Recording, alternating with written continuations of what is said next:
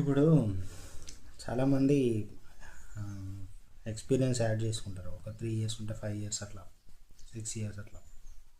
లేదంటే freshers, career gap ఉన్న వాళ్ళు ఒక 2-3 ఇయర్స్ ఎక్స్పీరియన్స్ పెట్టుకుంటారు. Okay, that's fine, acceptable. But ఆ ఎక్స్పీరియన్స్కి నువ్వు మ్యాచ్ చేస్తున్నావా లేదా, అంటే ఇంటర్వ్యూలో అడిగిన క్వశ్చన్స్కి ఆన్సర్ చేయగలిగే కెపాసిటీ ఉందా లేదా. లేదు అని అంటే నీ ప్రొఫైల్ అప్డేట్ చేయకు, టైం తీసుకో.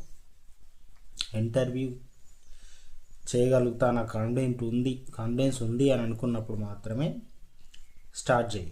ఎందుకంటే ఎవ్రీ ఆపర్చునిటీ ఈజ్ వాల్యుయబుల్, చాలా వాల్యుయబుల్. అది నువ్వు అనవసరంగా టైంపాస్ చేస్తుంటే ఏం రాకుండా ఇంటర్వ్యూలు అటెండ్ చేస్తా, ప్రొఫైల్ అప్డేట్ చేసుకుంటా నౌకరీలా అంటే, అది వన్స్ కాల్స్ స్టార్ట్ అవుతూ ఉంటే నాకు రిక్వైర్మెంట్ ఉందంటే ఫటాఫట్ వస్తూనే ఉంటాయి డైలీ కాల్స్. సో కొన్ని కంపెనీస్ నువ్వు మిస్ అయిపోతావు. సో నేనేమంటానంటే మంచిగా ఫుల్ ఫ్లెడ్జ్గా ప్రిపేర్ అయిన తర్వాత నేను క్రాక్ చేయగలుగుతా అనుకున్నప్పుడు నువ్వు ప్రొఫైల్ అప్డేట్ చేసుకొని రెడీగా ఉంటే క్రాక్ చేయొచ్చు ఇంటర్వ్యూ. ఓకేనా. సో నేనైతే చాలామందిని చూసిన, కాల్ చేసి tell me about your self అంటే కాల్ కట్ చేస్తారు.